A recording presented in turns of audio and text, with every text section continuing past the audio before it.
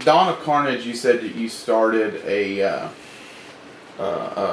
essence, a cycle of albums that would start with Dawn of Carnage, continue into Frozen, and tell me a little bit about the metaphors and the themes of those albums as far as what you had planned and what they've grown into.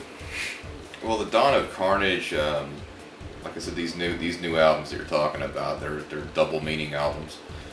They are stories about my life, things that I've gone through in the past, things that I go through now, and you know, negative things, of course.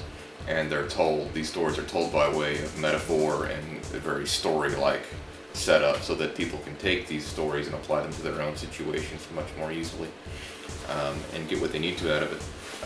The Dawn of Carnage is sort of about the end of all things, the end of the world caused by humanity, and it outlines the symptoms of a species that would do that would end the world and bring that about. And the personal meaning, that the other side of that, the edge of that sword, is basically it talks a lot about you know, me going through my own personal struggles with either relationships or even musically, you know, becoming disenfranchised with almost a whole scene, or a whole way I used to think of things, or you know, used to be enchanted with. And it's sort of about, you know, just burning it all to the ground. It's even about, you know, that part of me that would write the old albums not for myself but for what I think people wanted to hear. It's about burning that whole thing to the ground, the end of that whole world, and coming from it a new way, basically. Frozen kind of goes on from that, and it's kind of like the suffering. It's kind of the sadness that's left behind from the end of the world. You know, for somebody going through like maybe a relationship problem or something. You know, Frozen is after the fury and fire and the destruction, and Frozen's the cooling period of the reflection and the sorrow, and sort of the requiem. You know. So following those themes, what's next?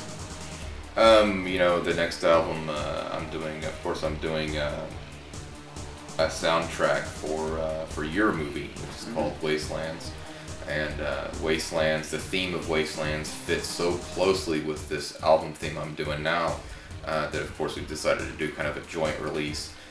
Wastelands is going to be a soundtrack for that movie, but it's also going to be released under this whole 4-album concept I've got going on with Pittersplatter. And of course, since it is a soundtrack, it's going to be very different. It's a whole other beast. But then after that, I'm releasing another proper Pittersplatter album that will end this 4-album concept.